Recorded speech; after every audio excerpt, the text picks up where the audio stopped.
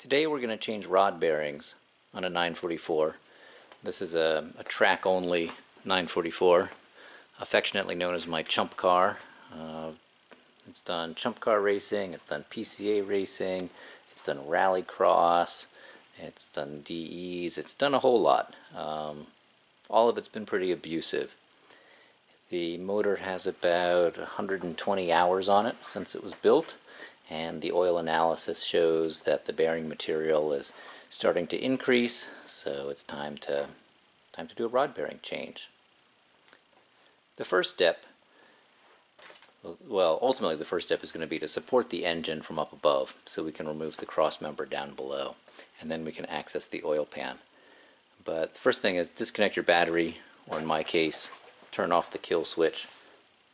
And next I'm going to remove the spark plugs. When the oil pan is off, I'll need to turn the engine over by hand. With the spark plugs out, it will be much easier.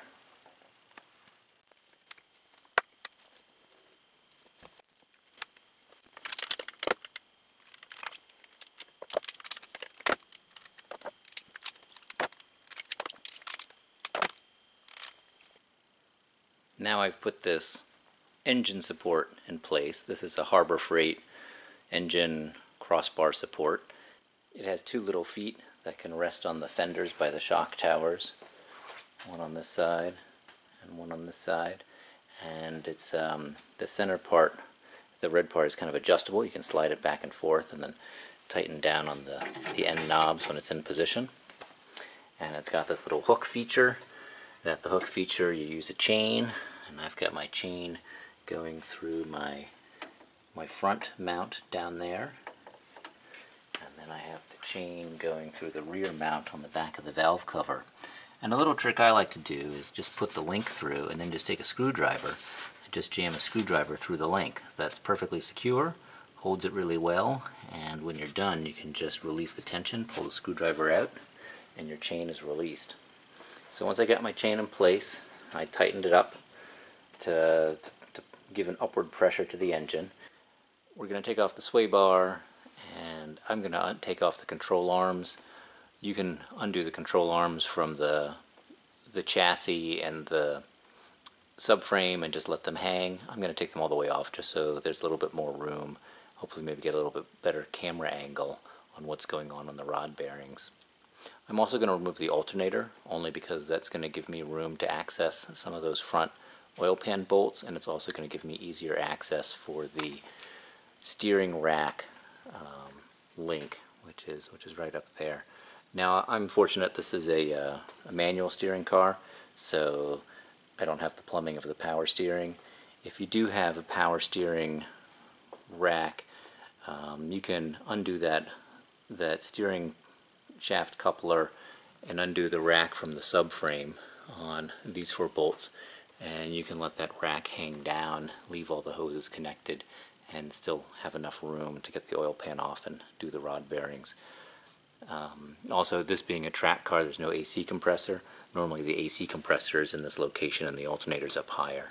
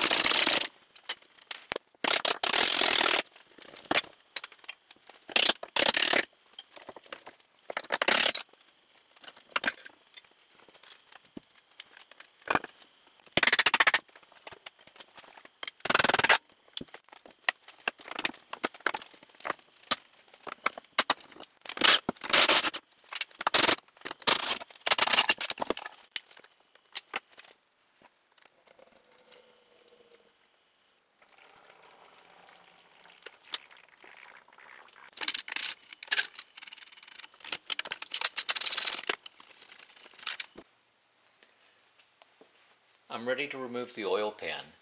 I did undo the dipstick tube that goes into the oil pan and pulled that out from up above. And now I'm going to loosen up the 22 M6 bolts, 10mm head bolts. And I'm going to kind of start on the outer edges and work my way towards the center.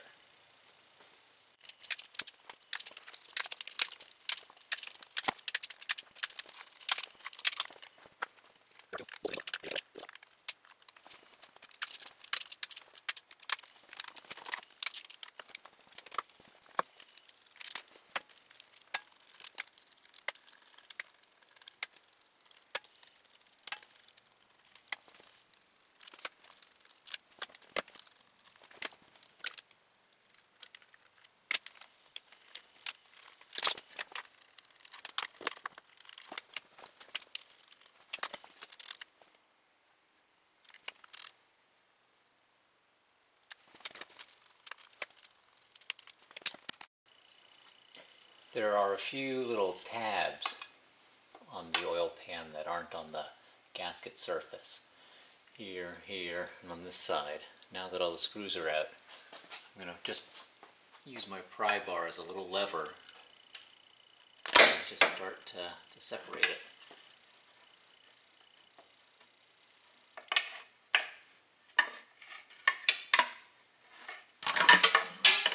Now it's coming down.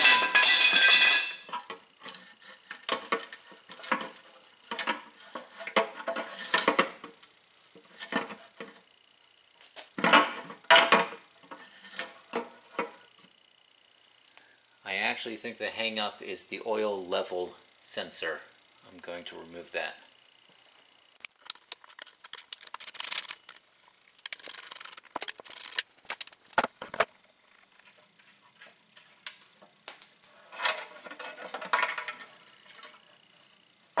Oil level sensor is removed. Now the pan comes down.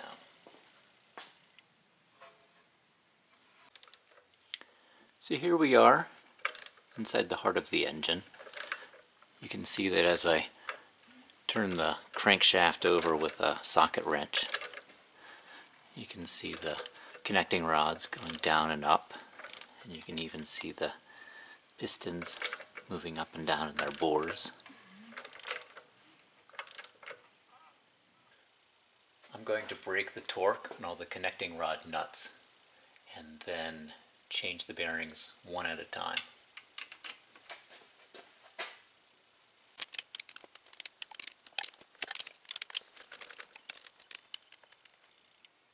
To take the connecting rod cap off, I'm just going to take off the nuts.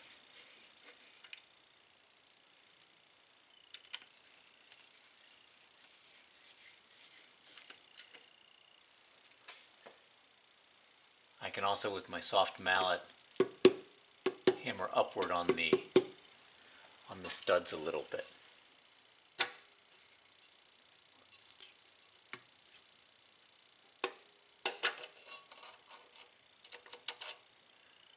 Here comes the first one.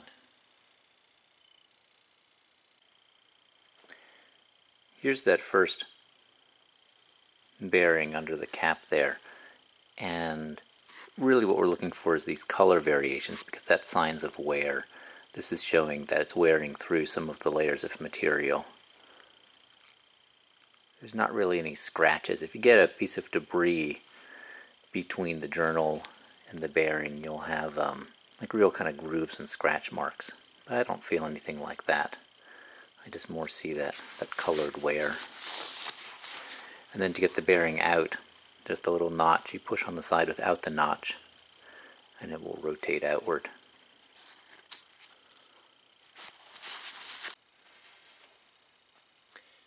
Now for getting the other bearing out, I'm going to very carefully push the connecting rod up, push the piston up in the cylinder, and be careful not to bump the connecting rod studs against the journal and the crank.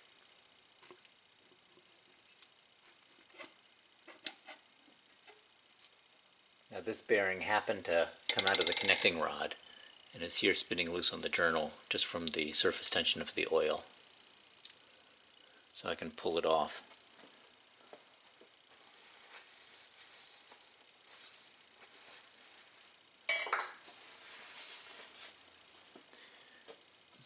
But sometimes it stays on the connecting rod surface. So what I can do is I can tilt the connecting rod on one direction or the other, and if I need I can rotate the crankshaft a little bit to get it out of the way.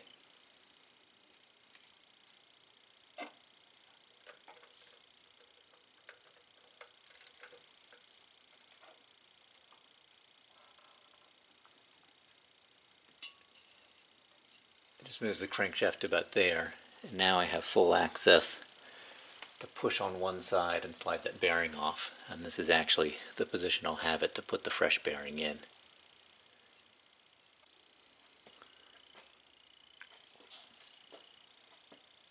Making sure my new bearing is clean, dry, and lint free. I'm going to put a little assembly lube on it.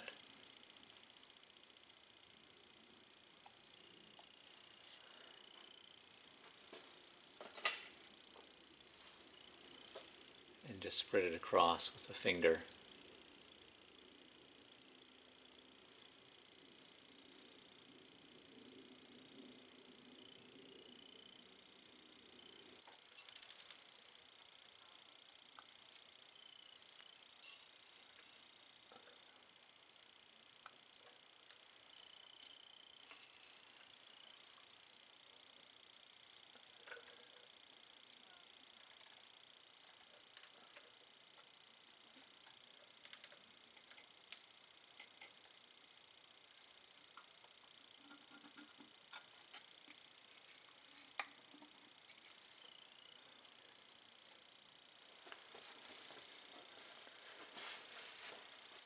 Now that the new bearing is in place on the connecting rod,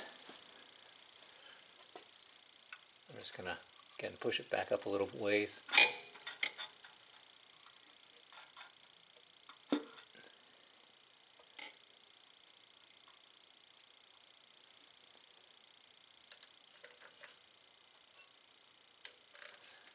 Rotate the crank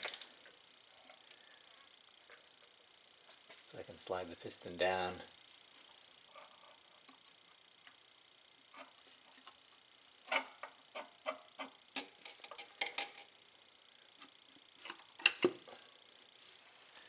And over its spot on the crankshaft.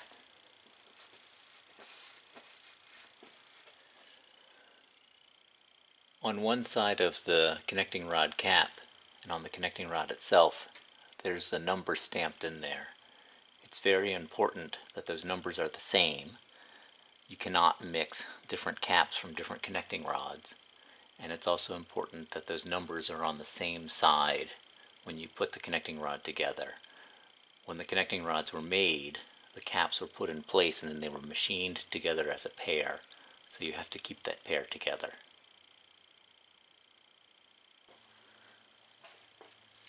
A little dollop of assembly lube on the cap side bearing. Make sure my numbers are lined up. Ready to put it in place. And then put on some new nuts. And I always get a little bit of the oil that's dripping off onto the threads of the nuts. You know, just hold it up to something that's dripping a little bit. When you torque these down, if there's a little oil on the threads to lubricate it, you have a more accurate torque reading. And I'm just going to snug these up just by hand so that I can continue rotating the engine to do the other bearings. But I'm going to torque them all at the very end, so I make sure that they're all torqued the same amount.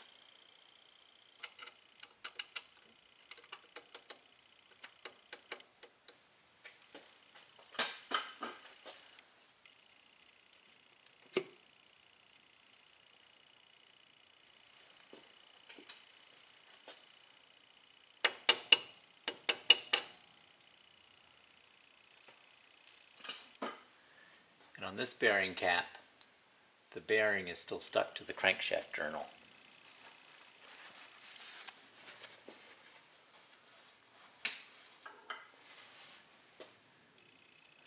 So we can just kind of, with our fingers, or actually push the piston up a little ways and can rotate this. In fact, both of the bearings are there. I'm going to push the piston up all the way so that the studs are past the crankshaft.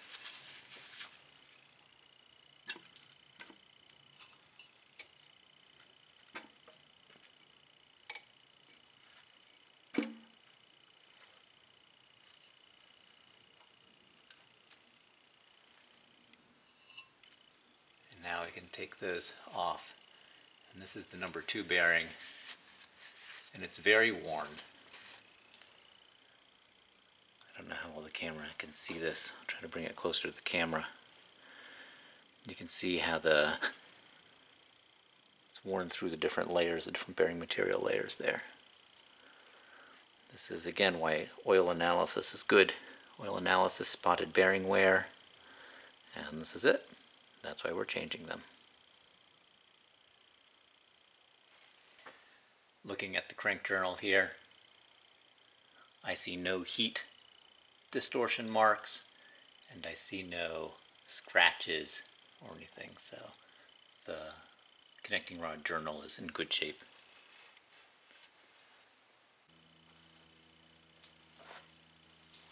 The tightening torque for the connecting rod bolts is 55 foot-pounds.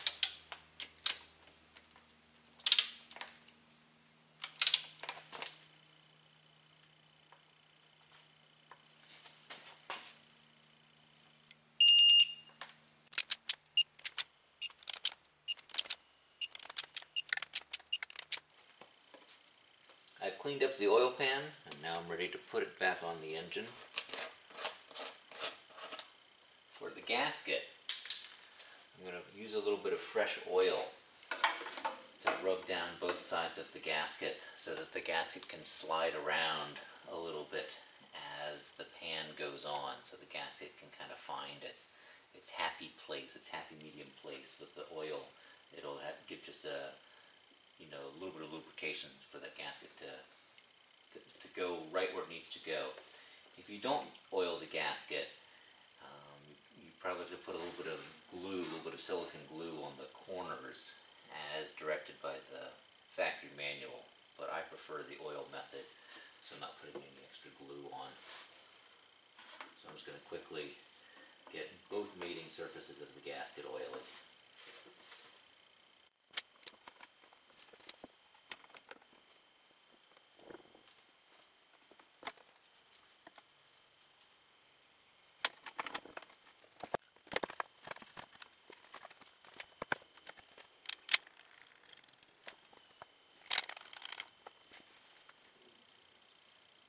Once you start putting the oil pan back in place,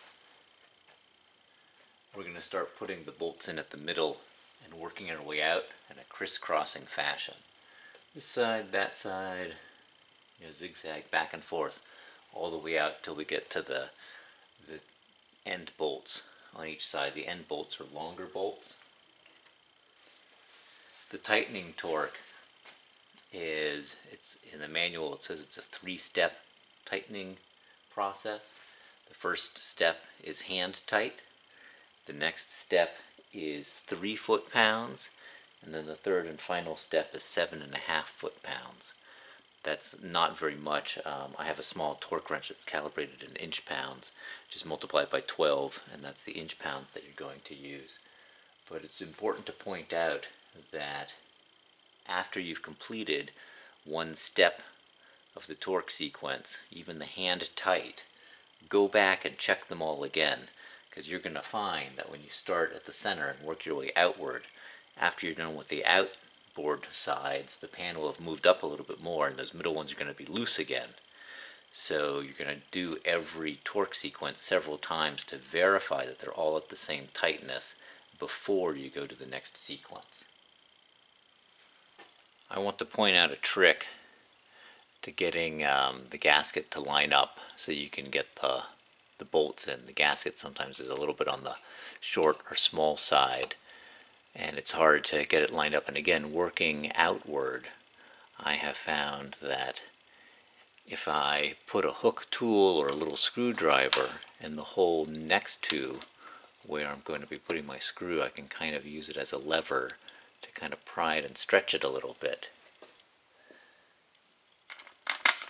and get it to line up to put in the next screw. Like that. And then, when I'm ready for the next one, I can pull this one over and line the next hole up, and so on. And once I get the screw in the second to last one, it'll be close enough for the last one to get into place.